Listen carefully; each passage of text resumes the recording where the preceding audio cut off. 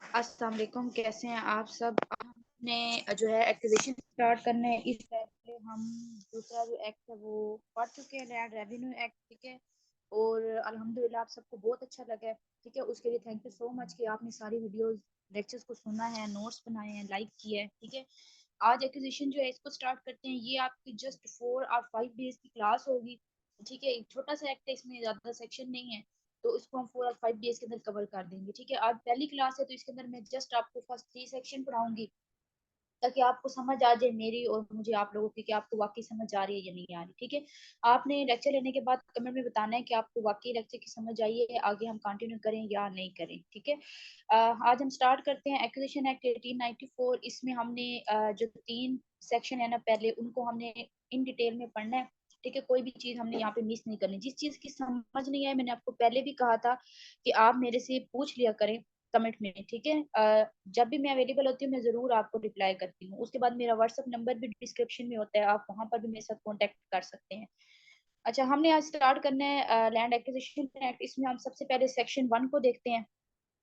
ठीक है, सेक्शन 1 जो है ना, इसके अंदर बात की गई है 3 चीजों की। ठीक है, सबसे पहले बात की गई है शॉर्ट टाइटल की। शॉर्ट टाइटल मतलब ये हमने रेवेन्यू एक्ट के अंदर भी पढ़ा था। इसके अंदर सिंपल सी चीज, मतलब कि कोई भी आपका एक्ट है, कोई भी चीज है, उसको आपने जो मुख्तसर सा नाम देना है, जो आपने उसको उन्वान देना है, उसको आप शॉर्ट टाइटल कहेंगे। ठीक है, दूसरे नंबर पे इसमें बात की गई है एक्सटेंड की। ठीक है, एक्सटेंड का मतलब है कि एक्सटेंशन, कि ये जो एक्ट है इसको एक्सटेंशन कहाँ कहाँ पर दी गई है। ठीक है, मतलब ये जो एक्ट है ये कहाँ कहाँ पर लागू होता है, कहाँ कहाँ पर अप्लाई होता है, उसकी डिटेल जो है वो यहाँ पर आपको पता चलती है। ठीक है, सेक्शन 1 में एक्सटेंशन की बात की गई है।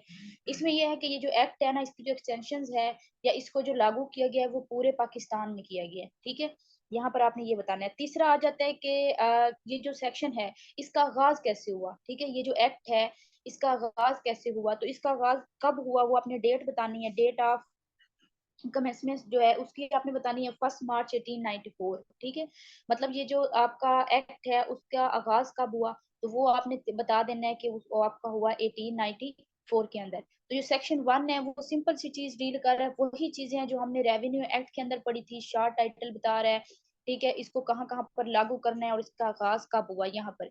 उसके बाद आ जाए सेक्शन 2 के ऊपर, तो सेक्शन 2 जो है ये रिपील्ड हो चुका है। ठीक है, रिपील का मतलब कि मनसूख हो गया, इसको खत्म कर दिया गया है, तो इसको हमें डिस्कस करने की जरूरत जो है वो नहीं है। ठीक है, फिर आ जाते हैं सेक्शन 3 के ऊपर। सेक्शन 3 में बात की गई है डेफिनेशंस की। ठीक है, सेक्शन 3 में बात की गई है डेफिनेशंस की। अब डेफिनेशंस जो हैं इसमें डिफरेंट टाइप, कुछ डेफिनेशंस तो वो है ना जो हमने पीछे उधर भी पढ़ी थी, वहां पर भी अगर आपने देखा हो तो हमने रेवेन्यू एक्ट के अंदर भी हमने डेफिनेशन डिस्कस की थी। यहाँ पर लैंड के हवाले से डेफिनेशन है। ठीक है, क्योंकि हम किसकी बात कर रहे हैं, एक्विजिशन एक्ट की, मतलब कि जो गवर्नमेंट होती है वो आपकी जो जमीन होती है उसको एक्वायर करवाती है। ठीक है, आपसे एक्विजिशन ले लेती है।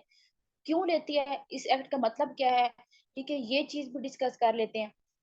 वो आपसे क्यों लेती है, एक्विजिशन का मतलब क्या है कि जो गवर्नमेंट होती है ना वो आपसे जमीन लेती है पब्लिक पर्पस के लिए। ठीक है, किसी भी पब्लिक पर्पस के लिए वो आपसे जमीन ले सकती है, उसको आपने कहना है लैंड एक्विजिशन एक्ट। अगर फॉर एग्जाम्पल कोई गवर्नमेंट है और उसको कोई जमीन पसंद आ गई है और उसको कोई पब्लिक पर्पस नहीं है उसके ऊपर, तो वो आपसे कभी भी वो जमीन नहीं ले सकती, वो आपसे कभी भी वो जमीन नहीं ले सकती। गवर्नमेंट आपसे जमीन तब ले सकती है जब फॉर एग्जाम्पल उसने कोई हॉस्पिटल वहां पे बनाना है, कोई स्कूल वहां पे बनाना है। ठीक है, कोई भी ऐसी चीज उसने बनानी है जिससे लोगों को फायदा हो रहा है, ठीक है, या लोगों के मफाद के लिए बनाई जा रही है, उसको हम कहते हैं लैंड एक्विजिशन। तो आपने सिंपल सी चीज यहाँ पे याद रखनी है कि लैंड एक्विजिशन जो है एक्ट जो है इसमें किस चीज की बात की गई है। इसमें सिंपल बात की गई है कि जो गवर्नमेंट है ना वो आपसे जमीन, जो आपकी लैंड है वो आपसे लेती है, किसके लिए, पब्लिक पर्पस के लिए। ठीक है, इसको हम आगे डिफाइन में एक्सप्लेन करेंगे। पहला सेक्शन मैंने बता दिया, टाइटल से रिलेटेड था। दूसरा जो है वो खत्म हो चुका है। तीसरे में अब मैं आपको डेफिनेशन बताऊंगी। सबसे पहले यहाँ पर डेफिनेशन आ जाती है लैंड। ठीक है, सबसे पहले बात की जा रही है लैंड। अब जब भी हम कहेंगे ना कि लैंड की डिफाइन करो, तो आपके माइंड के अंदर और मेरे माइंड के अंदर एक ही बात आएगी कि लैंड, जमीन का कोई टुकड़ा। ठीक है, हमारे माइंड में क्या बताएगी कि लैंड की डिफाइन क्या हो सकती है, भाई लैंड की डिफाइन तो यही होगी कि जमीन का टुकड़ा। लेकिन अगर आप अकॉर्डिंग टू एक्ट देखें, इस एक्ट के देखें, तो लैंड की डिफाइन जस्ट ये नहीं है।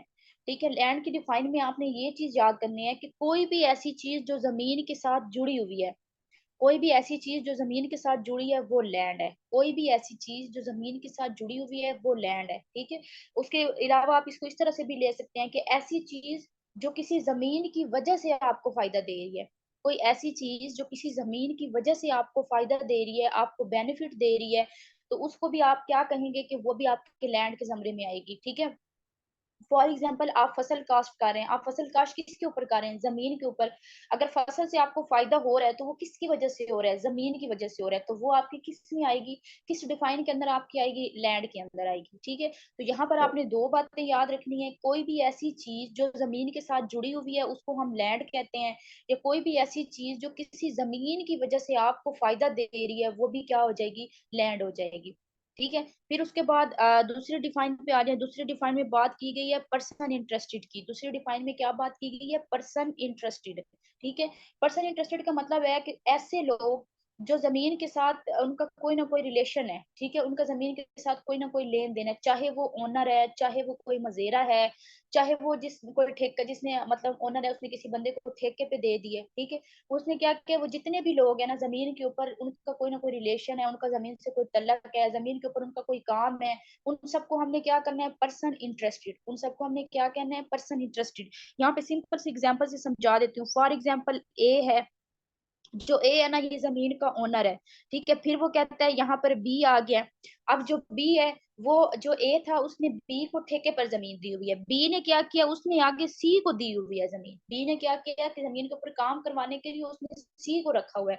अब ये तीनों बंदे किसी ना किसी तरह उस जमीन के साथ अटैच हैं, उस जमीन के साथ काम कर रहे हैं, ठीक है, उस जमीन के ऊपर इंटरेस्टेड है उसके अंदर। तो इसका मतलब क्या है कि ये तीनों बंदे पर्सन इंटरेस्टेड की डिफाइन में आएंगे। जितने भी लोग जमीन के साथ डायरेक्टली या इनडायरेक्टली लिंक है उन सबको आपने क्या करना है? पर्सन इंटरेस्टेड, ठीक है। उन सबको आपने किस डिफाइन में लेके आना है? पर्सन इंटरेस्टेड की डिफाइन में लेके आना है। उसके बाद नेक्स्ट आ जाए फोर के ऊपर। तो उसके फोर में बात की गई है कलेक्टर के बारे में, ठीक है। फोर आपकी जो डिफाइन है वो उसमें बात करता है कलेक्टर के बारे में। अब कलेक्टर के बारे में कैसे बात करते हैं? आपको कहते हैं फॉर एग्जांपल एक गवर्नमेंट है, गवर्नमेंट को कोई जमीन अच्छी लग गई है, ठीक है। चलें इसको भी छोड़ दे, साइड पे रखें। फॉर एग्जांपल कोई गांव है। अब गवर्नमेंट चाहती है कि इस गांव के अंदर हॉस्पिटल का होना जरूरी है। अब गवर्नमेंट को नहीं पता कि यहाँ पर कौन सी ऐसी जमीन पड़ी है जिसके ऊपर मैं ना जो है वो लोगों के लिए हॉस्पिटल बनाऊं, ठीक है। तो वो क्या करेगी? वो कलेक्टर जो होगा ना उसको कहेगी कि भाई ये वाला गांव है, ठीक है, फॉर एग्जांपल कर लें ए गांव है, ठीक है। एक ए गांव है, वहां पे चले जाओ और वहां पे हॉस्पिटल बनाना है। वहां पे जाके जायजा लो, जो जमीन सुटेबल लग रही है तुम्हें हॉस्पिटल के लिए ना, उसको एक्वायर कर लो, ठीक है। कलेक्टर ने क्या करना है? कलेक्टर ने वहां पे जाना है। अब ये जो उसको वहां पर एक लैंड अच्छी लगी है, उस लैंड का जो ओनर होगा या जो उसका ठेकेदार होगा, जो भी होगा, जिस जिस जो जो बंदे उसके मालिक होंगे, जो जो जमीन पर काम कर रहे हैं, ऊपर जो हमने पढ़ा, ठीक है, वो जितने भी लोग होंगे वो उन सब लोगों को उस जमीन के पैसे अदा करेगा, उस जमीन की रकम दे देगा और बदले में उनसे वो जमीन एक्वायर कर लेगा, ठीक है। उसके बाद आपने यहाँ पर एक और चीज भी याद रखनी है कि जो कलेक्टर होता है उसकी अपनी पावर तो उसके पास होती ही होती है, उसके अलावा उसके पास डीसी की पावर भी होती है, ठीक है। कलेक्टर के पास डीसी की पावर भी मौजूद होती है। अब यहीं पर अब यहीं पर एक चीज समझने के, फॉर एग्जांपल जो कलेक्टर है उसने एक बंदे से जमीन एक्वायर की है। उस बंदे ने कहा है कि जो कलेक्टर ने मेरे से जमीन एक्वायर की है ना, मैं इसे सेटिस्फाइड नहीं हूँ, इसने मुझे कम पैसे दिए हैं, ठीक है। इसने मेरी जमीन एक्वायर की है लेकिन इसने मुझे बदले में कम पैसे दिए, मेरी जमीन के जितने पैसे बनते थे उतने मुझे नहीं दिए। तो वो कहाँ जाएगा? नेक्स्ट डिफाइन पे आ जाए, वो जाएगा कोर्ट में।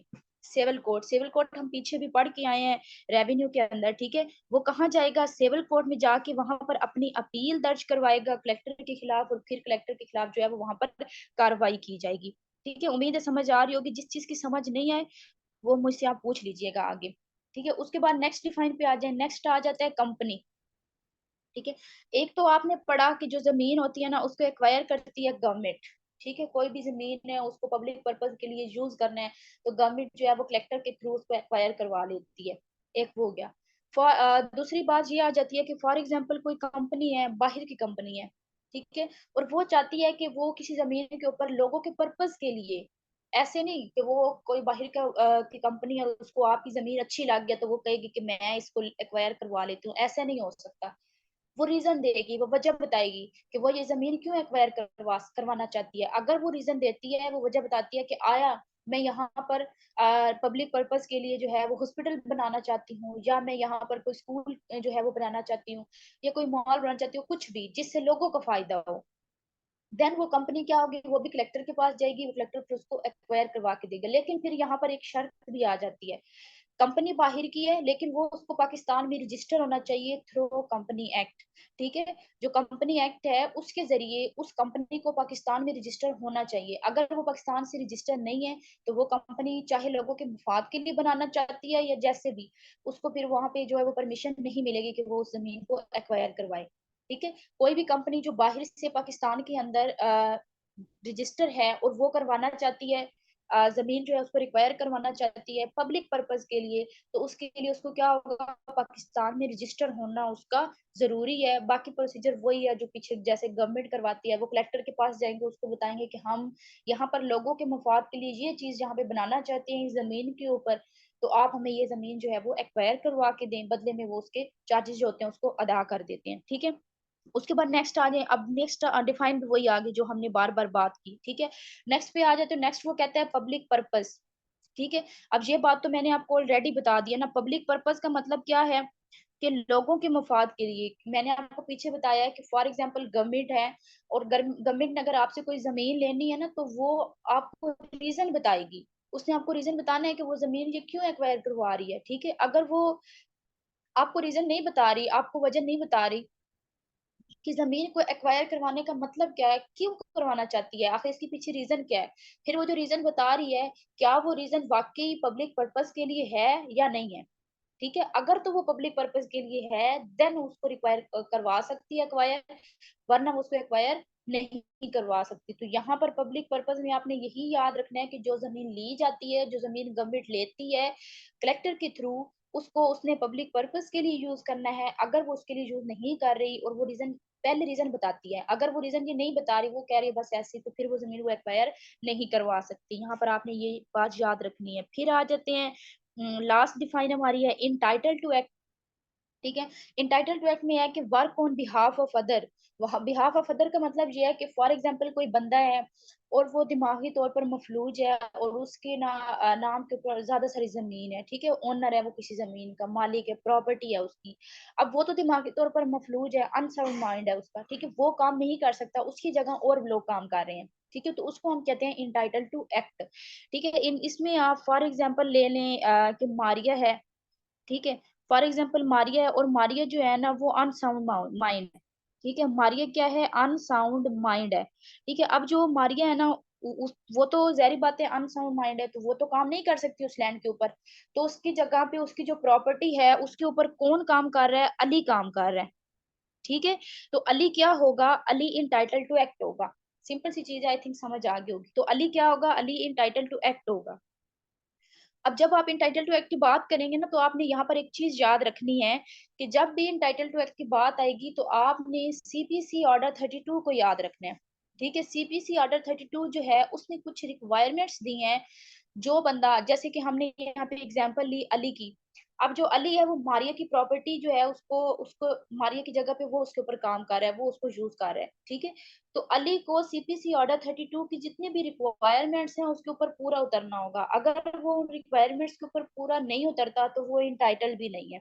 ठीक है, वो मारिया की प्रॉपर्टी के ऊपर काम नहीं कर सकता या उसको अपने लिए यूज नहीं कर सकता। इसके लिए आपने याद रखना है सिंपल सी चीज, दो चीजें इसको अपने माइंड में रखिए। जब भी इंटाइटल एक्ट टू एक्ट की बात होगी तो आपने कहना है कि कोई भी मफलूज बंदा है, ठीक है, जिसके नाम पे प्रॉपर्टी है और वो जो प्रॉपर्टी है ना उसको कोई दूसरा बंदा यूज कर रहा है क्योंकि वो उसके ऊपर काम नहीं कर सकता। ठीक है, फिर वहां पे आपने याद कर लेना है कि सीपीसी ऑर्डर 32, ठीक है, सिविल प्रोसीजर कोड जो है उसने कुछ रिक्वायरमेंट्स जो हैं वो दी हुई हैं सीपीसी ऑर्डर 32 के तहत।